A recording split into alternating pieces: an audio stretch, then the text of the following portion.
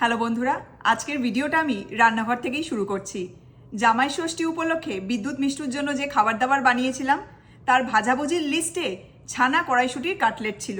সেই ভিডিওটা দেখে তোমরা অনেকেই কমেন্ট করে ছানা কড়াইশুঁটির কাটলেটের রেসিপিটা শেয়ার করতে বলেছো। আজকে রোববার, আমরা বাড়িতেই আছি, তাই ভাবলাম লাঞ্চে আজকে সম্পূর্ণ নিরামিষ খাবার দাবার বানাই আর ভাজাভুজিতে ছানা কড়াইশুঁটির কাটলেটটা আবার বানাই আর রেসিপিটা তোমাদের সাথে শেয়ার করি। ছানা কড়াইশুঁটি কাটলেটের জন্য দেখো এখানে আমি একটা পনির নিয়ে নিয়েছি, এটা একটু পরে কাজে লাগবে। সবার আগে আমি কড়াইশুঁটিগুলোর ব্যবস্থা করে নেব। এগুলো ফ্রোজেন কড়াইশুঁটি, আমি একটু ঠান্ডা জলে দিয়ে নর্মাল টেম্পারেচারে নিয়ে এসে মিক্সিতে ঢেলে নিয়েছি। এবার এর মধ্যে আমি বেশ কিছু কাঁচা লঙ্কা দিয়ে দেবো, এটাকে একটু ঝালভাবে পেস্ট করবো। এই যে 6টা কাঁচা লঙ্কা দিয়ে দিলাম আর তার সাথে একটা আদার কিউব দিয়ে দিচ্ছি। এবার এটাকে আমি একটা স্মুথ পেস্ট করে নেব। ব্যাস, কড়াইশুঁটির পেস্ট একদম রেডি হয়ে গেছে। সসপ্যানে দেখো তেল দিয়ে দিয়েছি। এবার সবার আগে এই কড়াইশুঁটি পেস্টটা আমি এখানে ঢেলে দিচ্ছি। মিক্সি ধোয়া জলটাও আমি এখানে ঢেলে দিলাম। অল্প নুন আর তার সাথে অল্প ঘরে বানানো গরম মশলাও দিয়ে দিলাম। এবার মশলাগুলোকে কড়াইশুঁটির পেস্টের সাথে একটু ভালো করে মিক্স করে নেব। কড়াইশুঁটির কচুরির পুর বানাবার জন্য আমরা যে প্রসেস ফলো করি এখানে সেটাই করব। এবার এর মধ্যে আমি 1.5 চামচ মতো ময়দা দিয়ে দিচ্ছি বাইন্ডিংয়ের জন্য। এবার এই ময়দাটাকে খুব ভালো করে পেস্টের সাথে মিক্স করে নেব। এবার এই পেস্টটাকে সমানে নাড়তে হবে যতক্ষণ না একটা ডোয়ের মতো রেডি হয়ে যায়। কড়াইশুঁটির পেস্টটা দেখো সমানে নাড়তে নাড়তে এখন আর কড়াইতে কিন্তু লাগছে না, এটা একটা ডোয়ের শেপে চলে এসেছে, তার মানে এটা একদম রেডি হয়ে গেছে। এবার এটাকে এই বাটির মধ্যে তুলে ঠান্ডা করার জন্য আমি রেখে দেবো। কড়াইশুঁটির পুরটা দেখো আমি এখানে রেখে দিয়েছি। পুরটা ঠান্ডা হতে হতে আমি এখানে পনিরটা গ্রেট করে নিয়েছি। বেশ অনেকটা পনিরই আমি গ্রেট করেছি, তবে এতটা লাগবে না, যতটা লাগবে সেটাই ইউজ করে নেব। তো এবার পনিরটাকে ভালো করে মেখে নেব।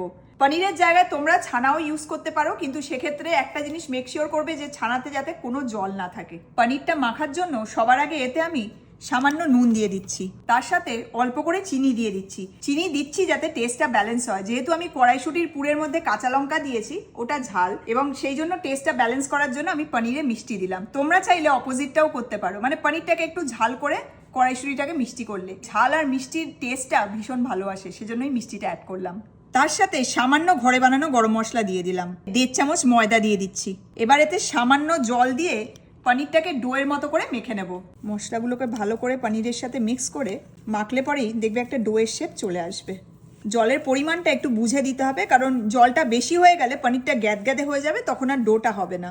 দেখো পনিরটা মাখতে মাখতে কি সুন্দর একটা ডো তৈরি হয়ে গেছে। এবার আমি কাটলেটের নেক্সট স্টেপে যাব। কড়াইশুঁটির পুরটা দেখো ঠান্ডা হয়ে গেছে। এবার আমি কাটলেটের শেপগুলো করে নেব। তার জন্য সবার আগে আমি অল্প ছানা নিয়ে চেপে চেপে এরম সাইজের কয়েকটা লেচি করে নেব। ছানাটা হাতে নিয়ে একটু চাপলে পরেই এইরকম গোল শেপ চলে আসবে। এই যে আমি ছানার 6টা লেচি তৈরি করে নিয়েছি। এবার আমি অল্প কড়াইশুঁটির পুর নিয়ে ওই একইভাবে চেপে চেপে ছানার লেচির থেকে একটু ছোট সাইজের 3টে কড়াইশুঁটির লেচি করে নেব। এই দেখো, ছানা আর কড়াইশুঁটি দুটোরই লেচি রেডি হয়ে গেছে। একটা ছানা কড়াইশুঁটির কাটলেট বানানোর জন্য 2টো ছানার লেচি আর তার সাথে একটু ছোট সাইজের একটা কড়াইশুঁটির লেচি লাগবে। এটাই ছানা কড়াইশুঁটি কাটলেট বানানোর জন্য পুরের রেশিও। এবার একটা ছানার বল নিয়ে হাতের তালুতে রেখে অন্য হাতের তালু দিয়ে চেপে ছানার লেচিটাকে ফ্ল্যাট করে নেব। চেষ্টা করব যাতে ছানাটা চাপার পরেও মোটামুটি একটা গোল শেপ থাকে। এই যে এটা রেডি হয়ে গেছে। এবার এটাকে প্লেটে রেখে ওই একই প্রসেস ফলো করে আমি কড়াইশুঁটির পুরটাকে হাতের তালু দিয়ে চেপে চেপে ফ্ল্যাট করে নেব। কড়াইশুঁটির পুরের লেচিটা ছানার লেচির থেকে একটু ছোট রাখতে হবে। এবার কড়াইশুঁটির লেচিটাকে ছানার লেচির ওপর রেখে আমি আরও একটা ছানার লেচি ফ্ল্যাট করে কড়াইশুঁটির লেচিটার ওপর দিয়ে দিলাম।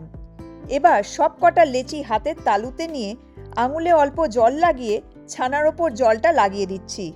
জলটা এখানে আঠার মতন কাজ করবে। এবার সাইডগুলোকে এইভাবে চেপে চেপে আটকে নেব।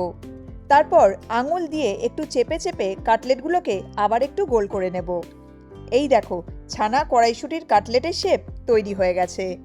এখানে দেখো এই প্লেটের মধ্যে আমি ব্রেড ক্রাম্ব নিয়ে নিয়েছি আর এই বাটির মধ্যে আমি একটা লিকুইড তৈরি করে নিয়েছি। এর মধ্যে 1 চামচ বেসন, 1 চামচ ময়দা, 1 পিঞ্চ নুন আর সামান্য চাট মশলা আছে। এবার একটা কাটলেট নিয়ে এই লিকুইডের মধ্যে ভালো করে কোট করে নেব। এই লিকুইডটা সিলের মতো কাজ করবে। তারপর ব্রেড ক্রামের ওপর দিয়ে ভালো করে ব্রেড ক্রাম লাগিয়ে নেব।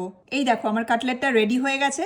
তোমরা চাইলে ব্রেড ক্রাম্ব দিয়ে এটাকে ডাবল কোট করতে পারো, তবে আমি এটা সিঙ্গেল কোটই রাখবো। এইভাবে এখন আমি বাকি কাটলেটগুলো রেডি করে নেব। এই যে দেখো, ছানা কড়াইশুটির কাটলেটগুলো আমি একদম রেডি করে নিয়েছি। এবার এগুলোকে আধ ঘন্টার জন্য ফ্রিজে রেখে দেবো, তাহলে একটু টেনে যাবে। কাটলেটগুলো ফ্রিজ থেকে বার করে নিলাম, এবার এগুলোকে এখন ভেজে নেব।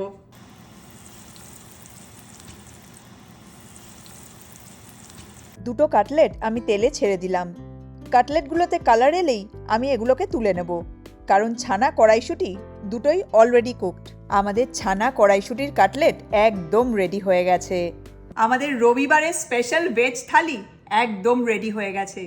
ভেজ হলেও এটা কিন্তু একদম রাজকীয় খাবার। প্লেটে কি কি আছে তোমাদেরকে দেখাই। ভাত, লেবু, লঙ্কা আর শসা, ভাজায় আছে ছানা কড়াইশুঁটির কাটলেট, যেটা হলো এই থালিটার স্টার। তার সাথে আছে কড়াইশুঁটি দিয়ে মুগের ডাল, আর এটা হলো আলু ইঁচড়ের তরকারি, এটাও কিন্তু সম্পূর্ণ নিরামিষ। এবার তোমাদের ছানা কড়াইশুঁটির কাটলেটটা একবার ভেঙে দেখাই। দেখো কি দারুণ লাগছে দেখতে। এটা কিন্তু খেতে অসাধারণ হয়। ভেজ হলেও এর টেস্ট অসাধারণ। তোমরা অবশ্যই একবার এইভাবে এই ছানা কড়াইশুঁটির কাটলেটটা বানিয়ে দেখো। যে খাবে সেই ওয়া ওয়া করবে। অসাধারণ খেতে, এটা ভীষণ ভালো। আর বানানোও খুব একটা টাফ না, এটা যে কেউ বানাতে পারবে। ভীষণই সুস্বাদু একটা ভাজা। অবশ্যই একবার ট্রাই করে দেখো। তোমরা কে কে এই ধরনের নিরামিষ খাবার খেতে ভালোবাসো কমেন্ট করে অবশ্যই জানিও। তো যাই হোক, আমরা তাহলে চটপট এখন লাঞ্চটা সেরে নিই। তোমরা সবাই খুব ভালো থেকো, সাবধানে থেকো। তোমাদের সাথে পরের মোমেন্টসে আবার কথা হবে। Take care, bye by.